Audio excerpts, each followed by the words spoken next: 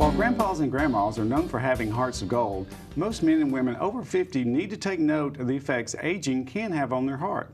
To help us live longer, healthier lives, today we have Dr. Luther Carter, a board-certified interventional cardiologist with Cardiology Consultants, an affiliate of Baptist Healthcare. He's here to share the top 5 things our viewers need to know about heart disease. Dr. Carter, thank you for being here. Thanks for having me, Jeff. Well, let's just start right off the bat. What are the most common types of heart disease for people 50 and older? Sure. The most common disorders, I'd say I'd try to lump them into several separate categories. I'd say there's arrhythmias, such as atrial fibrillation or atrial flutter, valvular heart disease, such as mitral regurgitation or aortic stenosis, and then a very common disorder we see in this age range is coronary artery disease, which most people refer to simply as just blockages of the arteries. And then finally, I'd say another broad category is cardiomyopathies or weakening of the heart muscle. So, especially those first two, tell us a little bit more about that and what that actually means that our viewers might atrial fibrillation is probably the most common rhythm disorder. There's probably 2 to 3 million people in the United States affected by this. We see this on a daily basis. It's routinely managed by either general cardiologists or electrophysiologists. And it's a condition where the upper chambers of the heart are sort of quivering rapidly, and as a result, the lower chambers of the heart, the ventricles, may sometimes follow. So patients will experience palpitations, skipped heartbeat, and again, a sensation that their heart is racing all the time, and it usually is.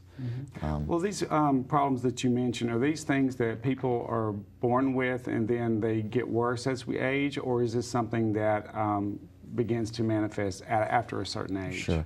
There are some congenital arrhythmia disorders, but atrial fibrillation is more of an acquired disorder.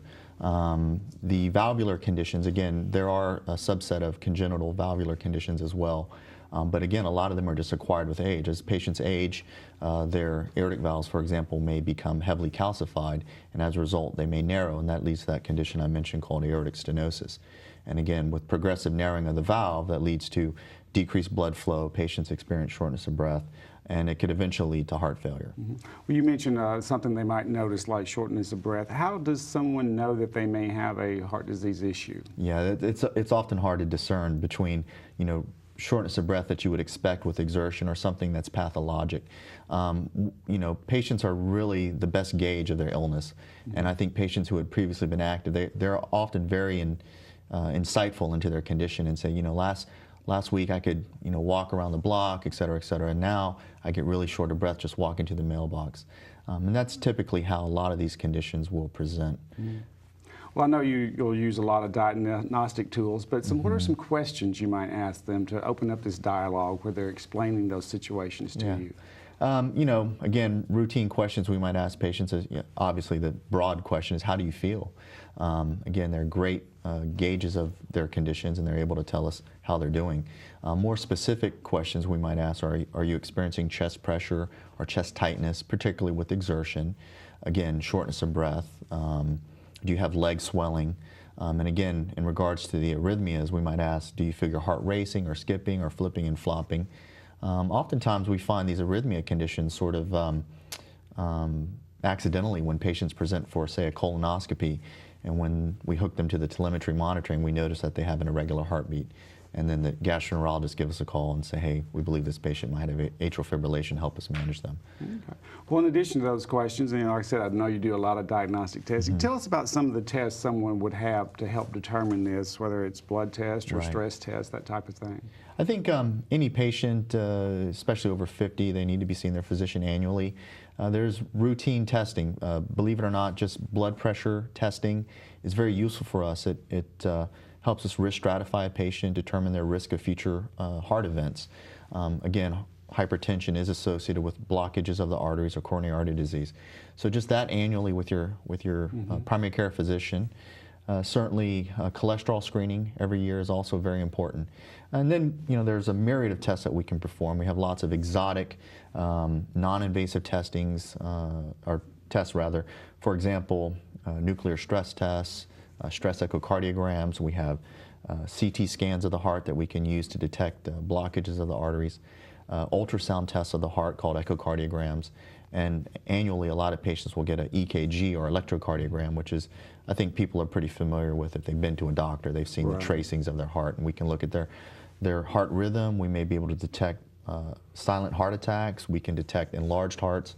So some of the just basic tests are very useful to us. Is this something that they should be proactive with when speaking with their family care physician? Say, hey, I'm turning 50 or I'm over 50, you know, let's do this on an annual basis. Sure. There's a lot of guidelines that we have. The American College of Cardiology has very strict guidelines for routine tests or screening tests, particularly in asymptomatic individuals. There's a lot of controversy about doing stress tests on asymptomatic individuals. I don't really have the time to go into a lot of the nuances of that now. But in general, if you're concerned about your heart and your condition, speak with your primary care physician. And if they don't give you the answers you need, certainly refer to us. We may be able to answer the rest of those questions for you.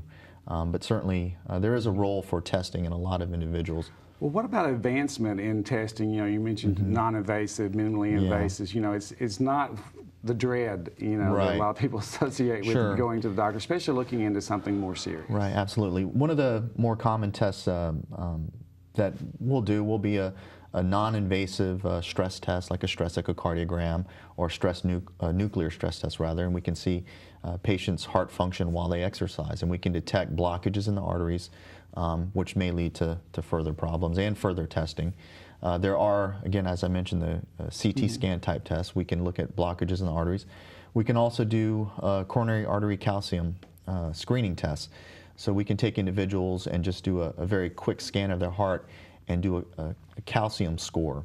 And based on the range of your calcium score compared to your peers in your age group, we can use that to help determine your cardiac risk. Well, I know obviously, and with anything, prevention is the best. What can people do to try to reduce this? Yeah.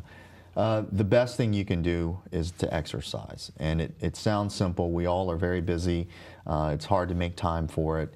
What we like to prescribe our heart patients is 5 days a week for 30 minutes of brisk aerobic activity. And I tell my patients every day when I see them in the office, you don't have to become a triathlete. You don't have to become a marathon runner. But get out and move every day. And it makes a tremendous difference in your vascular health, your blood pressure, your cholesterol, and in patients with diabetes, it improves that. And of course, all those risk factors can either cause or worsen heart disease. So that's great advice. We all just need to get out and be active and then also be aware. Absolutely. Well, thank you very much. We appreciate you being here. Thank you very much.